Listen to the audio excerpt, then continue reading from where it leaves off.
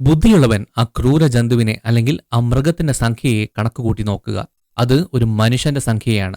ആ സംഖ്യ 666 ആണ്. നമ്മൾ ഇന്ന് സംസാരിക്കുന്നത് ജഗത്താന്റെ നമ്പർ അല്ലെങ്കിൽ സാത്താന്റെ നമ്പർ എന്നെല്ലാം അറിയപ്പെടുന്ന 666 കുറിച്ചാണ്. ഈ ചാനൽ ആദ്യമായാണ് നിങ്ങൾ കാണുന്നതെങ്കിൽ സബ്സ്ക്രൈബ് ചെയ്യുക. നമുക്ക് വീഡിയോയിലേക്ക് കടക്കാം.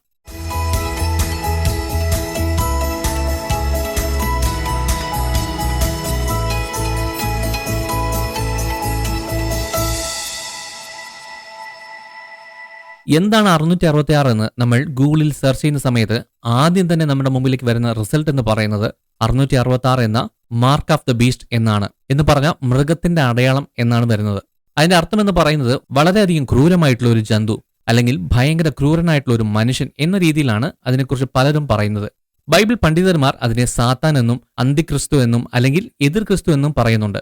ഈ സംഖ്യയെക്കുറിച്ച് എഴുതിയിരിക്കുന്നത് വെളിപ്പാട് പുസ്തകം 13 അധ്യായം 18 വാക്യത്തിലാണ്. ഈ വചനം വായിക്കുമ്പോൾ എല്ലാവരുടെയും മനസ്സിൽ ഓടി വരുന്ന ഒരു കാര്യമാണ് അന്തിക്രിസ്തു അല്ലെങ്കിൽ എതിർ ക്രിസ്തു എന്നുള്ളത്. ആളുകളെയെല്ലാം വളരെയധികം ഉപദ്രവിക്കുന്ന ഒരു ക്രൂര ഭരണാധികാരി അല്ലെങ്കിൽ മൃഗതുല്യനായിട്ടുള്ള ഒരു ആളായിരിക്കുമെന്നാണ് എല്ലാവരും ചിന്തിക്കുന്നത്. അതിനെ തെളിയിക്കുവാൻ വേണ്ടി പല ആൾക്കാരും പരിശ്രമിക്കുന്നുണ്ട്. ഒരു സമയത്ത് മൃഗത്തിന്റെ അല്ലെങ്കിൽ അന്തിക്രിസ്തുവിന്റെ അടയാളമാകുമെന്ന് ക്രിസ്ത്യാനികൾ വിചാരിച്ച കുറച്ച് കാര്യങ്ങളുണ്ട്. അതിനെക്കുറിച്ച് നമുക്ക് നോക്കാം. ആമസോൺ നയിക്കുന്ന ആളാണ് ഈ അന്തിക്രിസ്തു എന്ന് ആൾക്കാർ കരുതിയിരുന്ന സമയമുണ്ട്. കാരണം കഴിഞ്ഞ വർഷം ആമസോൺ സ്റ്റോറിൽ വെറും കൈകൾ മാത്രം ഉപയോഗിച്ച് പണമിടപാടുകൾ ചെയ്യാൻ പറ്റുന്ന ഒരു ചിപ്സെറ്റ് അവർ ഇൻട്രൊഡ്യൂസ് ചെയ്തിരുന്നു. ബൈബിളിലെ എതിർ ക്രിസ്തു സാധനങ്ങൾ വാങ്ങാനും വിൽക്കാനും കഴിയുന്നവരെ നിയന്ത്രിക്കുന്ന രീതിയിലായിരിക്കുമെന്ന് പല ആളുകൾ പ്രചരിപ്പിക്കാൻ തുടങ്ങി. എന്നാൽ അതല്ല എന്ന് മനസ്സിലാക്കാൻ അധികം കാലം എടുത്തില്ല. മൃഗത്തിന്റെ അടയാളമാണെന്ന് പ്രചരിക്കുന്ന ഒരുപാട് കാര്യങ്ങൾ വേറെയുണ്ട്. ഉദാഹരണത്തിന് ബിറ്റ്കോയിൻ, RFID ചിപ്സെറ്റ് ഉള്ള നമ്മുടെ ATM കാർഡ് ഉൾപ്പെടെ പല കാര്യങ്ങൾ വേറെയും പറയുന്നുണ്ടായിരുന്നു. ഇങ്ങനെ ആളുകൾ ചിന്തിക്കാൻ തുടങ്ങിയത് ഇപ്പോഴാണോ എന്ന് ചോദിച്ചാൽ അല്ല. ടെക്നോളജിയിൽ ഓരോ മാറ്റങ്ങൾ വരുമ്പോഴും ഇതായിരിക്കും അന്തിക്രിസ്തു അല്ലെങ്കിൽ മൃഗത്തിന്റെ ചിഹ്നം ഇതായിരിക്കും എന്ന ആളുകൾ പല പ്രാവശ്യങ്ങൾ കരുതി അതിനെ പ്രചരിപ്പിച്ചിട്ടുണ്ട്. അതിനെക്കുറിച്ചുള്ള കുറച്ച് കാര്യങ്ങൾ നമുക്ക് നോക്കാം. 2020 ബിറ്റ്കോയിൻ ഇൻട്രൊഡ്യൂസ് ചെയ്യുന്ന സമയത്ത് ഇതായിരിക്കും മൃഗത്തിന്റെ ചിഹ്നമെന്ന് ആളുകൾ വിശ്വസിച്ച് അതിനെ പ്രചരിപ്പിച്ചു.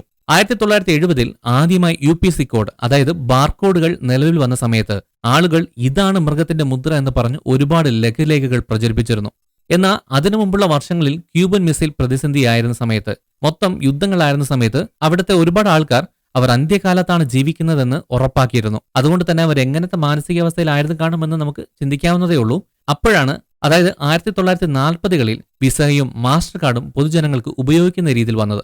അപ്പോൾ എല്ലാവരും പറഞ്ഞത് അതാണ് മൃഗത്തിന്റെ നമ്പർ, അതുണ്ടെങ്കിലേ ഇനി വാങ്ങാനും വിൽക്കാനും കഴിയുള്ളൂ എന്നൊക്കെ പ്രചരിപ്പിക്കാൻ തുടങ്ങി. ആദ്യം തന്നെ ഒറ്റ നോട്ടത്തിൽ ഇതെല്ലാം വെളിപ്പാട് പുസ്തകത്തിൽ പറഞ്ഞിരിക്കുന്ന കാര്യങ്ങളുമായി ബന്ധിപ്പിക്കുന്ന രീതിയിൽ തോന്നുമെങ്കിലും ഇതല്ലായിരുന്നു വാസ്തവം. ഓരോ തലമുറയും ഇതാണ് മൃഗത്തിന്റെ സംഖ്യ എന്നൊക്കെ അന്വേഷിക്കാറുണ്ട്. അതുപോലെ തന്നെ മനുഷ്യരോട്, അതായത് ക്രിസ്ത്യാനികളോട് വളരെയധികം ക്രൂരമായി പെരുമാറിയിട്ടുള്ള ഓരോ ഭരണാധികാരികളുടെ പേരുകൾ അവർ നമ്പറാക്കി മാറ്റി കണക്ക് കൂട്ടാൻ തുടങ്ങി. ഓരോ നൂറ്റാണ്ടുകളിലും ഭരണാധികാരികൾ വരുമ്പോൾ അവരുടെ പേരോ അല്ലെങ്കിൽ അവർ ചെയ്യുന്ന എന്തെങ്കിലും കാര്യങ്ങളോ കൂട്ടി നോക്കി ഈ ഒരു 666 എന്ന സംഖ്യ വരുന്നുണ്ടോ എന്ന് നോക്കാൻ തുടങ്ങി. ഇത് ഈ ഒരു നൂറ്റാണ്ടിലെ കാര്യം മാത്രമല്ല കേട്ടോ. ഓരോ തലവന്മാർ വരുമ്പോഴും ഇതാണോ എതിർ ക്രിസ്തു അതോ മറ്റേയാളാണോ എതിർ ക്രിസ്തു എന്ന് അവരിങ്ങനെ കാൽക്കുലേറ്റ് ചെയ്യുന്നത് പതിവായിരുന്നു. വെളിപ്പാട് പുസ്തകം 13 അധ്യായം 18 വാക്യം ഇങ്ങനെയാ പറയുന്നത്: ജ്ഞാനമാണ് ഇവിടെ അത്യാവശ്യമായിരിക്കുന്നത്. വിവേകമുള്ളയാൾ മൃഗത്തിന്റെ സംഖ്യ കണക്ക് കൂട്ടട്ടെ. അത് ഒരു മനുഷ്യന്റെ സംഖ്യയാണ്. അവന്റെ സംഖ്യ 666. അതുകൊണ്ട് തന്നെ വളരെയധികം സൂക്ഷ്മമായി നിരീക്ഷിച്ചു എങ്കിൽ മാത്രമേ 666 എന്ന നമ്പറിൽ പേരുള്ള ഒരു വ്യക്തി അല്ലെങ്കിൽ അത്തരത്തിലുള്ള ഒരു എതിർ ക്രിസ്തുവിനെ നമുക്ക് കണ്ടെത്താൻ കഴിയുള്ളൂ. എന്നതുകൊണ്ട് തന്നെ പല തലമുറകളിലും പല ആൾക്കാരും ഇതിനെ കാൽക്കുലേറ്റ് ചെയ്യാൻ തുടങ്ങി. എങ്ങനെയാണ് ഒരു നമ്പർ ഒരു വ്യക്തിയുമായി ബന്ധപ്പെട്ടിരിക്കുന്നത് എന്നാണ് ഇനി നമ്മൾ നോക്കുന്നത്. ബൈബിൾ പണ്ഡിതന്മാരും അതേപോലുള്ള പല ആളുകളും ഈ ഒരു വ്യാഖ്യാനത്തെക്കുറിച്ച് കാര്യമായിട്ട് അന്വേഷണങ്ങൾ നടത്താൻ തുടങ്ങി. അതിൽ ഭൂരിഭാഗം ആളുകളുടെയും അഭിപ്രായം എന്ന് പറയുന്നത് നീറോ സീസറാണ് ഇതിൽ പറഞ്ഞിട്ടുള്ള ബീസ്റ്റ് അല്ലെങ്കിൽ എതിർ ക്രിസ്തുവായിട്ട് പറഞ്ഞിട്ടുള്ളത് എന്നാണ്. അത് പറയാനുള്ള കാരണമെന്ന് പറഞ്ഞാൽ, പൊതുവെ നമ്മൾ ഇംഗ്ലീഷിൽ ABCD എന്ന അക്ഷരങ്ങൾക്ക് 1, 2, 3, 4 എന്നൊക്കെ നമ്പർ കൊടുക്കാറുണ്ട്. അങ്ങനെ നമ്മുടെ പേരും ആ നമ്പർ ഉപയോഗിച്ച് കണക്ക് കൂട്ടാറുണ്ട്. ഇപ്പോ ബൈബിൾ എന്ന വാക്ക് നോക്കിയാൽ ആ വാക്കുകൾക്ക് വരുന്ന വാല്യൂസ് അനുസരിച്ച് നോക്കുമ്പോൾ ആകെ തുക എന്ന് പറയുന്നത് 30 ആണ് വരുന്നത്. എങ്ങനെയാണോ ബൈബിൾ എന്ന വാക്ക് കൂട്ടുമ്പോൾ 30 എന്ന നമ്പർ വരുന്നത്, അതുപോലെ തന്നെ നീറോ സീസർ എന്ന വാക്കിന്റെ നമ്പർ എടുത്ത് നോക്കുന്ന സമയത്ത് 666 എന്ന് കിട്ടി. വത്തിക്കനിലുള്ള ടെന്നസയിലെ ബിബ്ലിയോഥീക്ക കസ്റ്റൻഡയിലെ ആദ്യകാല ക്രിസ്തുമത സാഹചര്യത്തെക്കുറിച്ച് ഒരു പഠനം നടത്തിയിരുന്നു. കിം ഹൈനസ് എന്നയാൾ അവസാന നാളുകളെക്കുറിച്ചുള്ള പുസ്തകം ദി അപ്പോക്കലിപ്സ് എന്നറിയപ്പെടുന്ന വെളിപ്പാട് പുസ്തകത്തിന്റെ ഒറിജിനൽ മാനുസ്ക്രിപ്റ്റ്, അതായത് ആദ്യ കൈയെഴുത്ത് പ്രതി ഉപയോഗിച്ച് മൃഗത്തിന്റെ അടയാളം അത് ആരെക്കുറിച്ചാണ് പറഞ്ഞിരിക്കുന്നതെന്ന് തെളിയിച്ചു. ഈ പുസ്തകം ലോകത്ത് നടക്കുന്ന തിന്മയ്ക്ക് ആരാണ് കാരണം എന്ന് എഴുതിയിട്ടുണ്ട് എന്നാണ് പറയുന്നത്. എതിർക്രിസ്തുവിന്റെ പേര് ഈ പുസ്തകം പറയുന്നില്ലെങ്കിലും എതിർക്രിസ്തുവിനെ ഒരു സംഖ്യ കൊടുത്താണ്, ഒരു നമ്പർ കൊടുത്താണ് വിളിക്കുന്നത്. ഈ ഒരു 666 എന്ന സംഖ്യ ആരെക്കുറിച്ചാണ് പറയുന്നത് എന്നതിനെക്കുറിച്ച് ഒരുപാട് ചർച്ചകളും വിവാദങ്ങളും നടക്കുന്നുണ്ട്. നീറോ ചക്രവർത്തിയാണ് ഈ 666 എന്ന് പറയുന്നതിന് ഒരുപാട് ശക്തമായ വാദങ്ങൾ ഉയർന്നു വരുന്നുണ്ട്. AD 54 മുതൽ 68 വരെ റോമിലെ ചക്രവർത്തിയായിരുന്നു നീറോ. ആ സമയത്താണ് അവിടെ ക്രിസ്തുമതം പ്രചരിക്കാൻ തുടങ്ങിയത്. അദ്ദേഹത്തെ എന്തിനാണ് 666 എന്ന് വിളിക്കുന്നതെന്ന് ചോദിച്ചാൽ, കൈസർ സീസർ എന്ന പേരിന് സംഖ്യ ഉപയോഗിച്ച് ആ സംഖ്യകൾ കൂട്ടുമ്പോൾ 666 എന്ന സംഖ്യ ലഭിക്കും എന്ന് തെളിയിച്ചു. പുരാതന ഗ്രീക്ക്, ഹീബ്രു ഭാഷകൾക്ക് ഓരോ അക്ഷരത്തിനും ഒരു അനുബന്ധ സംഖ്യ ഉണ്ടായിരുന്നു. എബ്രായയിൽ എഴുതിയ നീറോ ചക്രവർത്തിയുടെ പേരിന്റെ അക്ഷരങ്ങൾ അതിനെ ഒരുമിപ്പിച്ച് നോക്കുമ്പോൾ 666 എന്ന സംഖ്യ ലഭിക്കും. എന്നാൽ നീറോയുടെ പേരെന്നതുപോലെ തന്നെ 666 എന്ന സംഖ്യ കിട്ടുന്ന പല പേരുകളും ഉണ്ട്. എന്നാൽ ഈജിപ്തിലെ ഒരു പുരാവസ്തു ഗവേഷണത്തിൽ നിന്ന് കണ്ടെത്തിയ വെളിപ്പാട് പുസ്തകത്തിന്റെ പിൽക്കാല പകർപ്പിൽ മൃഗം നീറോയാണെന്ന് സ്ഥിരീകരിക്കുന്ന എഴുത്തുകൾ കണ്ടെത്തി. അതിനകത്ത് 2 വ്യത്യസ്ത സംഖ്യകളുണ്ട്. അതിൽ പറഞ്ഞിരിക്കുന്നതനുസരിച്ച് ക്രീ എന്ന വാക്കിന് 600 എന്നാണ് സംഖ്യ, സി എന്ന വാക്കിന് 60 എന്നാണ്, സിഗ്മ എന്ന അക്ഷരത്തിന് 6 എന്നാണ് സംഖ്യ. മൊത്തത്തിൽ നോക്കുമ്പോൾ 666 എന്ന നമ്പർ കിട്ടും. ഈജിപ്തിൽ കണ്ടെത്തിയ പകർപ്പിൽ സിഗ്മ എന്ന വാക്കിന് പകരം കയോട്ട സിഗ്മ എന്ന വാക്കാണ് ഉപയോഗിച്ചിരിക്കുന്നത്. അങ്ങനെ നോക്കിയാൽ 616 എന്ന നമ്പറാണ് എഴുതിയിരിക്കുന്നത്.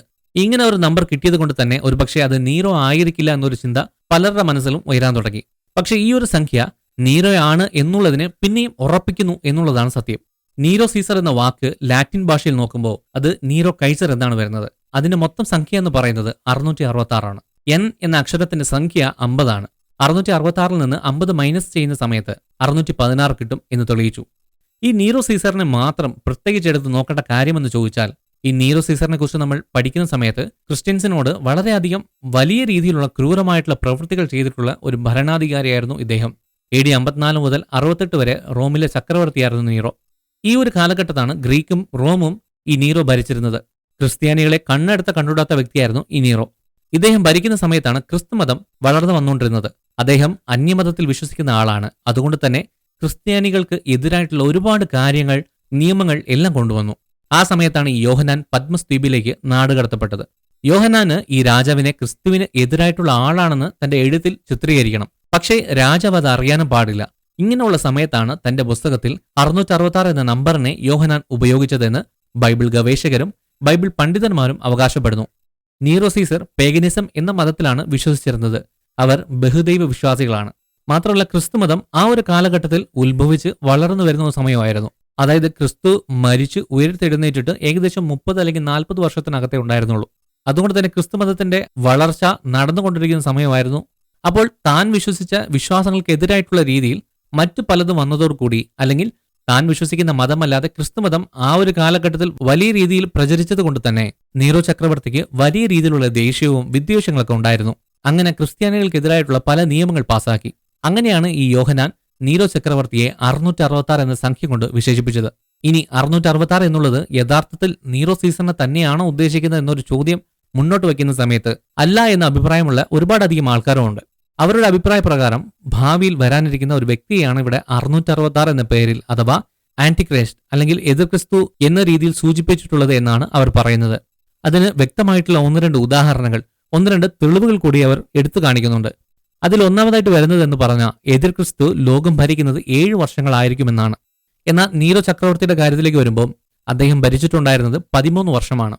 അതുപോലെ തന്നെ രണ്ടാമതായിട്ട് അവർ എടുത്തു കാണിക്കുന്ന ഒരു തെളിവ് എന്ന് പറയുന്നത് അന്തിക്രിസ്തു, അതായത് എതിർക്രിസ്തു എന്ന് പറയുന്നത് മുഴുവൻ ലോകത്തെയും ഒരൊറ്റ ഭരണാധികാരിയായിരുന്ന് ഭരിക്കുമെന്നുള്ളതാണ്. എന്നാൽ നീറോ ചക്രവർത്തിയുടെ കാര്യത്തിലേക്ക് നമുക്ക് നോക്കുമ്പോൾ അങ്ങനെയൊന്നും ആയിരുന്നില്ല എന്നുള്ളതാണ് സത്യം. അതുകൊണ്ട് തന്നെയാണ് ഈ കൂട്ടർ നീറോ സീസർ അല്ല ഇവിടെ 666 എന്ന പേരിൽ പറഞ്ഞിട്ടുള്ളത് എന്നാണ് അവർ അഭിപ്രായപ്പെടുന്നത്. ഇതിനെക്കുറിച്ചുള്ള നിങ്ങളുടെ അഭിപ്രായം എന്താണ്? താഴെ കമന്റ് ബോക്സിൽ പറയുക. ഈ വീഡിയോ ഇഷ്ടമായാൽ ലൈക്ക് ചെയ്യുക, ഈ ചാനൽ സബ്സ്ക്രൈബ് ചെയ്യുക. നിങ്ങൾ ദൈവത്താൽ അനുഗ്രഹിക്കപ്പെട്ടവർ.